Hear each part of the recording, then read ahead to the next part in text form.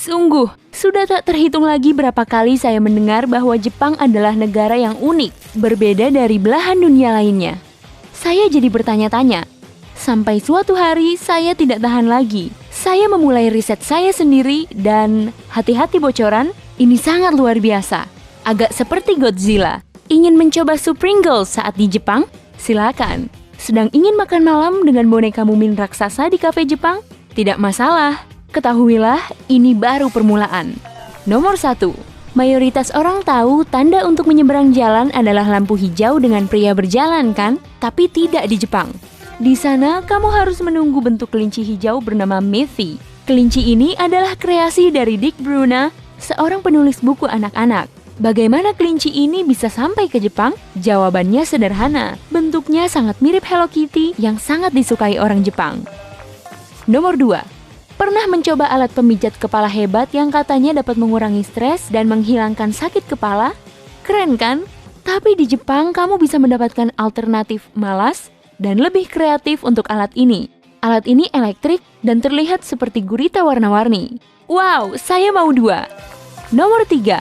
Kamu mungkin lebih terbiasa duduk di kursi saat ke bar atau ke kafe kan? Mungkin kamu akan bertanya, apa yang kamu bicarakan? Di mana lagi seharusnya saya duduk? Di kafe-kafe Jepang, kursi terlihat seperti kursi tangan yang nyaman dan jika berusaha cukup keras, kamu juga bisa berbaring di sana. Perabot ini disebut izakaya, yang juga merupakan nama pub informal Jepang, tempat kamu bisa menemukan kursi tersebut. Nomor 4. Orang-orang Jepang menanam semangka berbentuk persegi. Tidak, saya tak salah bicara. Kalau iya, maka akan menjadi semangka persegi. Warga di prefektur Kagawa memproduksi beberapa ratus semangka persegi setahun. Semangka ini tidak dimodifikasi secara genetis atau semacamnya. Hanya saja bentuk persegi lebih mudah dikirim ke pengecer buah. Sayangnya, sebagian besar semangka persegi dipanen sebelum matang. Oleh sebab itu, mereka tidak dimaksudkan untuk langsung dimakan. Tapi, jika kamu memutuskan untuk membelinya, biayanya akan tinggi, berkisar Rp200.000 hingga Rp300.000. Nomor 5. Pringles telah menjadi camilan yang sangat populer di seluruh dunia selama beberapa dekade. Namun, ketika membeli Pringles di Jepang, kamu tak akan mendapatkan tabung keripik kentang, melainkan mie. Ya, Pringles adalah merek mie, dan orang-orang Jepang sangat sering memakan ramen ini. Nomor 6. Biasanya, mesin pembuat kopi sangatlah sederhana. Ada beberapa tombol untuk memilih minuman seleramu dan gelas kertas standar. Namun, di Jepang, mesin pembuat kopi dibuat lebih dari itu. Pertama, ada layanan yang bisa membuat pesanan kopi melalui aplikasi dan dapat diambil dengan mudah di lokasi khusus dari toko di waktu yang ditentukan. Selain itu, minuman takkan ditempatkan di gelas plastik atau gelas kertas, melainkan di botol yang bisa disesuaikan dengan label warna-warni. Sungguh. Nomor 7. Bagi orang barat, mengunjungi kafe terdekat, memesan kopi dan roti lapis, lalu menikmati istirahat makan siang sambil duduk sendiri di meja sudah lumrah kan? Tapi di Jepang, jika datang ke kafe sendirian, kamu akan ditemani boneka Mumin yang besar agar tidak merasa sedih. Hei, saya sedang tidak sedih, hanya ingin sendirian. Nomor 8. Kue berbentuk hewan selalu terlihat menyenangkan untuk dimakan, bukan? Juga rasa penasaran saat kamu memasukkan tangan ke kantong dan mencoba menebak hewan apa yang akan kamu makan berikutnya. Dasar karnivora. Di Jepang, kamu bisa bermain tebak-tebakan yang sama. Namun di sana, tangkapan kamu adalah kue berbentuk Pokemon. Nomor 9. Setiap kali saya makan sushi, nasi akan jatuh dari potongan ikan begitu saya mengambilnya dengan sumpit. Di Jepang, orang-orang tidak memiliki masalah ini. Mereka mencampur nasi dengan saus khusus yang dicampur garam, gula, dan cuka beras. Saus ini menyatukan nasi dan memungkinkan kamu mengangkat sushi ke mulut dengan utuh. Saya mau. Nomor 10. Makan di hari libur berarti banyak makanan lezat dan tentu saja ayam panggang yang lezat. Tapi, jika kamu pernah merayakan liburan saat berada di Jepang, jangan kaget jika kamu ditraktir makan KFC alih-alih makanan yang lebih tradisional.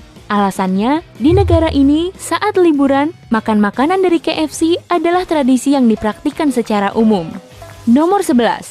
Di distrik Ginza, Tokyo, ada toko alat tulis tidak biasa yang menjulang setinggi 12 lantai. Toko ini menjual alat tulis berkualitas tinggi dan masing-masing lantai memiliki konsep berbeda. Misalnya, di lantai 2, kamu akan menemukan ruang berbagi. tempat barang-barang yang kamu perlukan untuk bertukar pikiran dengan orang lain, seperti amplop, kertas surat, dan kartu pos. Kamu bisa menulis surat saat itu juga dan mengirimkannya langsung dari tempat kamu berada. Di lantai 4, di ruang pertemuan, kamu juga bisa membuat buku catatan sesuai gayamu, menggunakan sampul dan kertas pilihanmu, juga bertuliskan namamu.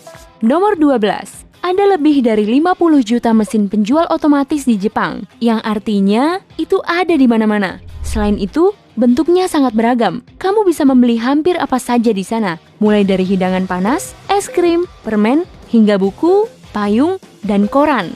Kabarnya, mesin penjual otomatis ini menghasilkan sekitar 675 triliun rupiah setahun. Nomor 13. Jika kamu berada di Jepang dan penasaran souvenir apa yang bisa kamu beli untuk keluarga dan teman-temanmu, cobalah KitKat edisi terbatas Jepang. KitKat itu dibuat dalam berbagai rasa menarik, misalnya teh hijau dan wasabi. Jadi, mungkin akan menjadi pencarian menarik untuk mengumpulkan semuanya. Nomor 14. Di Jepang, melihat orang-orang membagikan tisu gratis di jalanan adalah hal lumrah. Kenapa demikian? Sederhana, perusahaan memasang iklan mereka di bungkus atau di dalam paket tisu, dan orang-orang yang menerimanya akan mengetahui layanan atau produk mereka. Ini pasti berhasil, karena lebih dari 4 miliar paket tisu gratis didistribusikan di Jepang setiap tahun. Itu sangat banyak untuk hidung beringus. Nomor 15. Terserang demam di musim dingin, mau tisu untuk hidung beringus itu? Tidak, tunggu, itu nomor 14. Beli saja salah satu pemanas saku sekali pakai yang begitu populer di Jepang. Benda ini disebut kairo, dan kini kamu hanya perlu membukanya agar reaksi kimianya bekerja. Selain menghangatkan tangan, kamu juga bisa menempelkan penghangat ini di dalam pakaianmu. Sungguh ide cemerlang untuk musim salju yang sangat dingin. Nomor 16. Photo booth bukan hal baru lagi saat ini. Tapi di Jepang, mesin-mesin ini yang disebut purikura berada di tingkat yang sangat berbeda. Lihat sendiri, di sana kamu tidak hanya bisa memotret, tapi juga menambahkan desain atau tulisan, menyesuaikan ukuran fitur wajahmu, atau bahkan mengirim hasil fotonya ke perangkat selulermu. Namun, ada kabar buruk bagi para pria. Mereka tidak diizinkan masuk ke hampir semua purikura sendirian. Mereka harus bersama pendamping. Nomor 17. Apa kamu menyukai bentuk seni yang tidak biasa? Bagaimana dengan seni padi? Seni padi lahir di desa Inakadate, di prefektur Aomori pada tahun 1993 untuk menarik perhatian ke tempat itu. Tampaknya upaya tersebut berhasil, karena kini telah muncul lebih dari 100 lahan sawah di lokasi lain. Jadi, apa sebenarnya seni padi itu? Orang-orang menanam padi dengan berbagai warna dan jenis untuk membuat gambar yang menakjubkan di sawah. Jika melihat lahan-lahan ini dari atas, kamu bisa melihat karakter anime favoritmu atau makhluk legendaris. Nomor 18. Bayangkan kamu pulang setelah hari yang panjang dan melelahkan di tempat kerja. Yang hanya bisa kamu pikirkan adalah berbaring di tempat tidur dan menutup matamu. Tapi kamu masih harus menaiki metro yang lama dan melelahkan. Orang Jepang telah menemukan solusi untuk masalah ini, yaitu sandaran dagu metro. Mungkin tampak aneh saat pertama kali melihatnya, tapi dengan cara ini, meski kamu tertidur menunduk sambil berdiri berimpitan dengan penumpang lain, kamu tidak akan terjungkal. Kamu mungkin bisa tidur sebelum makan malam. Nomor 19. Jadi, kamu tiba di Jepang, memesan taksi, dan ia datang. Semua sama, tapi kemudian kamu akan terkejut ketika pintu mobil terbuka secara otomatis tepat di depanmu. Pintu ini pertama kali diperkenalkan oleh perusahaan taksi besar pada tahun 1964 untuk Olimpiade Tokyo.